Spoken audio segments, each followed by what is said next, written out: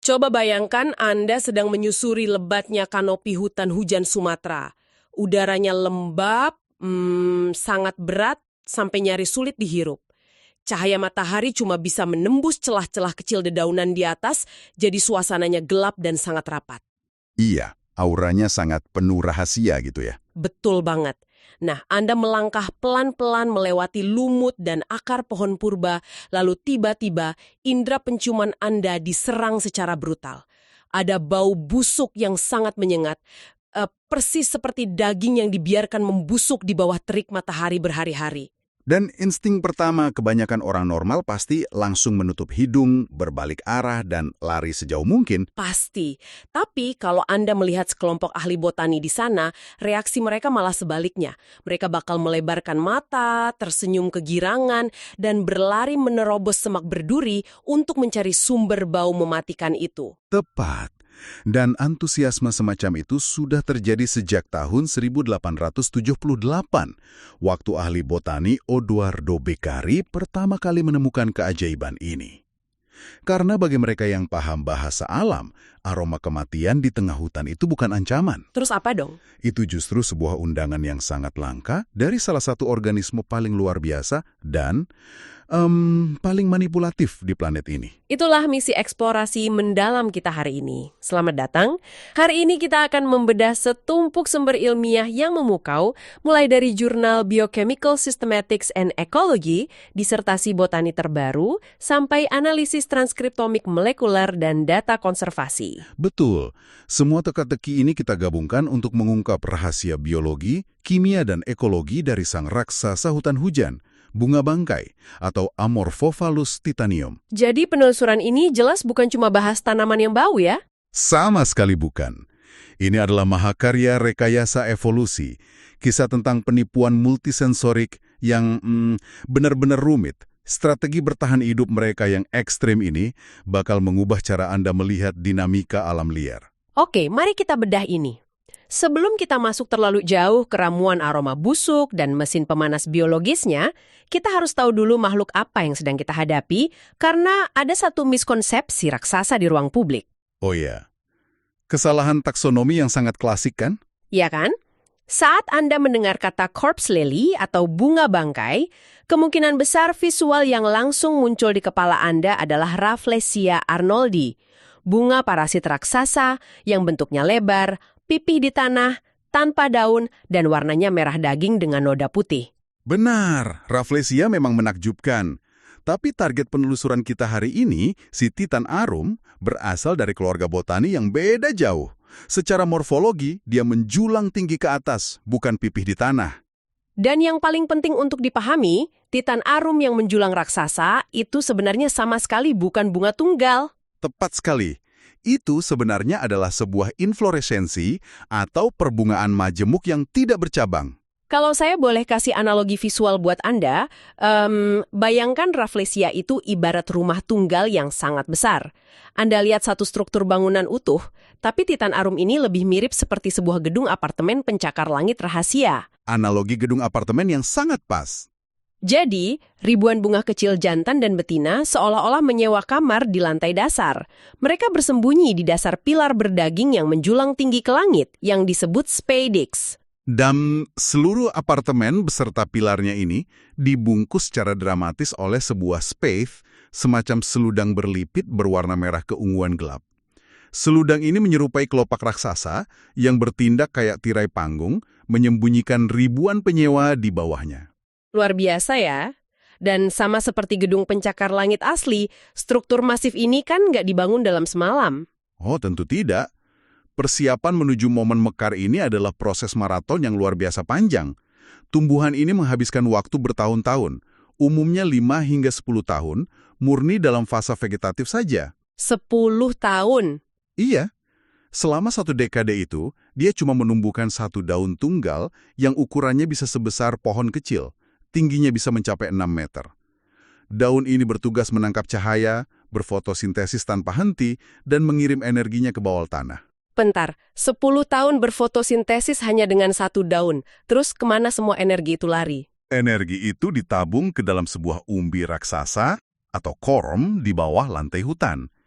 Umbi ini membengkak jadi semacam baterai biologis yang beratnya bisa tembus 150 kilogram. 150 kilogram. Itu setara 2 orang dewasa di dalam tanah. Benar. Dan semua energi itu disiapkan hanya untuk mendanai satu momen mekar yang cuma berlangsung 24 hingga 48 jam. Gila. Tapi tunggu, selama 10 tahun menumbuhkan daun berdaging yang besar di hutan, gimana dia selamat dari herbivora?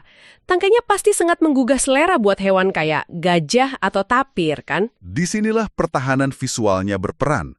Evolusi membekali titan arum dengan kamuflase yang sangat spesifik. Kulit pada tangkai daunnya meniru persis tampilan batang pohon berkayu yang ditumbuhi lumut kerak, tipe Cryptoticia. Oh wow, dia berpura-pura jadi pohon tua yang keras dan berlumut. Betul. Jadi gajah atau tapir yang lewat bakal mikir, itu cuma batang kayu yang alot, lalu melewatinya begitu saja. Tipu daya yang brilian banget, tapi penyamaran itu pasti harus berakhir pas dia masuk fase berbunga. Jelas. Dan ketika gedung apartemen setinggi 3 meter ini muncul, dia dihadapkan pada masalah fisika yang sangat mendesak. Kanopi hutan bawah itu gelap, udaranya statis, dan nyaris gak ada angin. Bagaimana dia bisa mengumumkan kehadirannya dalam waktu cuma 24 jam? Disinilah bagian yang sangat menarik.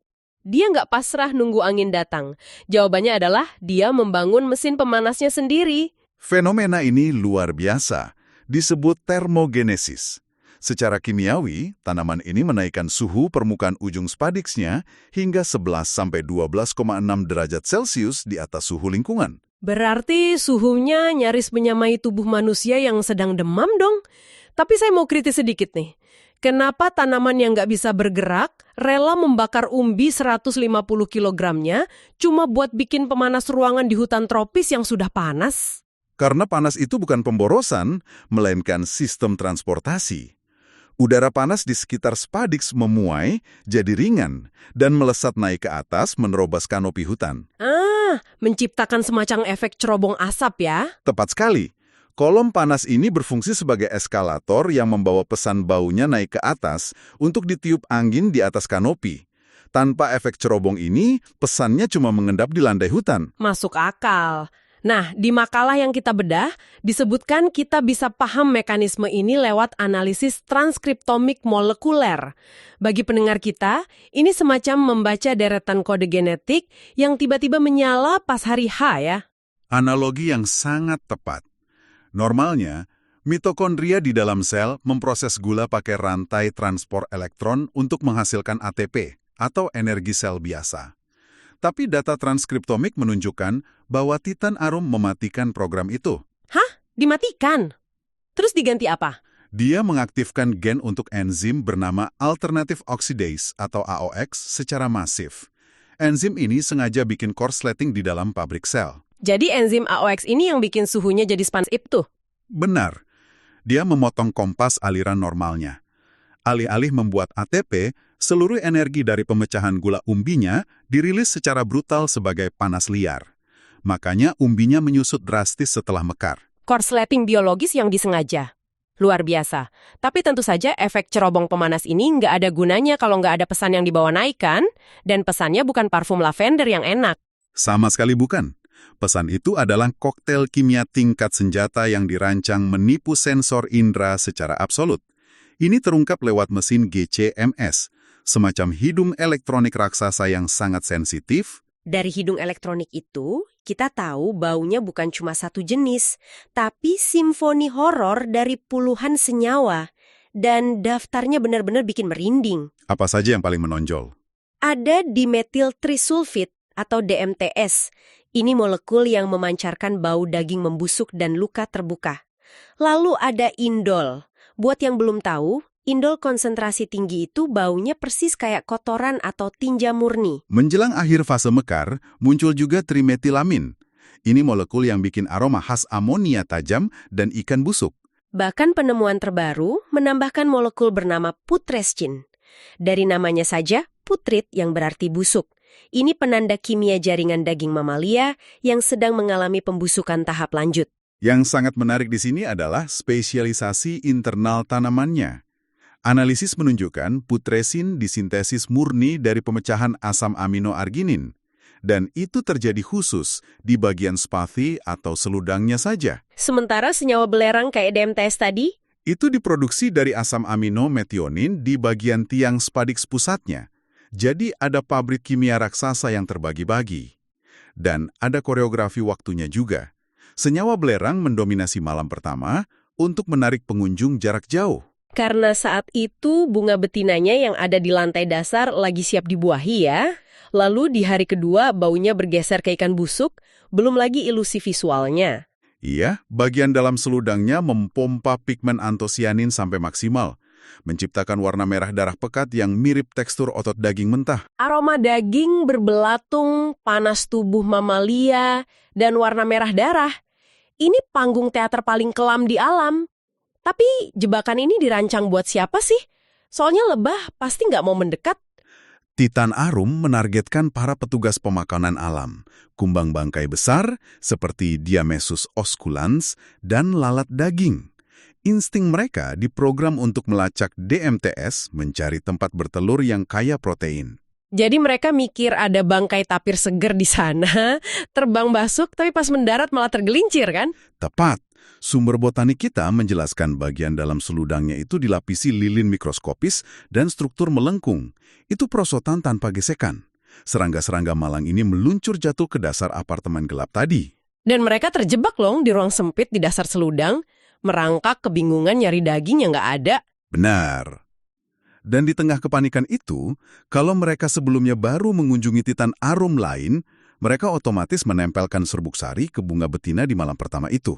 Terus tanaman ini punya semacam kecerdasan buatan alami, dia nggak ngelepasin tawanannya begitu aja. Dindingnya tetap licin, menyandera mereka selamaan suntuk. Baru keesokan harinya, bunga jantan yang letaknya di atas bunga betina mekar dan mengguyur tawanan di bawahnya dengan serbuk sari segar. Dan pas setelah diguyur, lapisan lirin di dinding perlahan terurai, ya kan? Iya, jaringannya layu dan keriput. Menciptakan semacam tangga buat serangga yang berlumuran serbuk sari itu untuk memanjat keluar dan pergi mencari bunga berikutnya. Jujur aja, ini adalah penipuan kriminal terhebat di dunia botani. Dia memperalat insting keibuan serangga, menyekap mereka selamahan, nyuruh kerja jadi kurir, lalu membebaskan mereka tanpa imbalan nektar sedikit pun. Eksploitasi yang paripurna. Dia meretas sistem komunikasi bau kematian, mengalokasikan seluruh energinya buat memanipulasi panas dan zat kimia. Tapi mari kita ambil sudut pandang lain. Mendengar semua ini, Anda mungkin berpikir Titan Arum ini tidak terkalahkan. Tapi bukankah ini desain yang boros dan sangat rapuh? Dia butuh 10 tahun buat mekar 2 hari dan sangat bergantung pada lalat pemakan bangkai. Pertanyaan yang sangat bagus. Di lingkuran hutan purba yang stabil, spesialisasi ini efisien. Sistem ini bekerja sempurna sampai manusia mengubah aturan mainnya dalam sekejap. Dan itu bawa kita ke data memprihatinkan dari IUCN Red List. Saat ini, diperkirakan cuma ada sekitar 303 individu Titan Arum dewasa yang tersisa. Di alam liar, paling banyak cuma sampai 900-an. Statusnya terancam punah. Angka 303 di seluruh Sumatera itu lampu merah. Apalagi dia butuh 2 bunga mekar serentak buat penyerbukan silang. Kalau hutannya ditebang, jarak antar tanaman jadi terlalu jauh.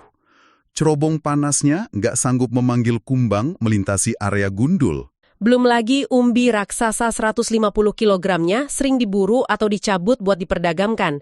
Dekade kerja keras fotosintesis musnah gitu aja. Tragedi klasik dari spesialisasi canggih.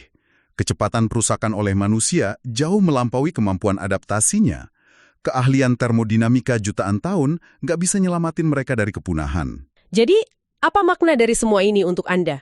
Kita sudah takjub melihat kejeniusannya memanaskan diri dan membuat koktail kimia DMTS demi memanipulasi serangga pengurai. Semua kayak mekanisme jam Swiss. Tapi, jika kita hubungkan ini dengan gambaran yang lebih besar, ada ancaman lain. Iya, bawa satu pemikiran provokatif ini. Bersama Anda, dengan perubahan iklim global, suhu dan kelembapan hutan mulai bergeser. Pergeseran ini bisa menghapus populasi kumbang atau lalat targetnya, jauh lebih cepat dari hilangnya si bunga itu sendiri. Itu skenario yang sangat suram, kan? Benar. Bayangkan di masa depan, apa yang terjadi kalau serangga pemakan bangkai itu lenyap? Akankah sang raksasa Sumatera ini terus menghabiskan energi 10 tahunnya, membangun cerobong panas dan melepas simfoni bau kematiannya? hanya untuk mekar dalam keheningan total, berdiri tegak di tengah hutan kosong, tanpa ada satupun serangga yang datang menjawab panggilannya?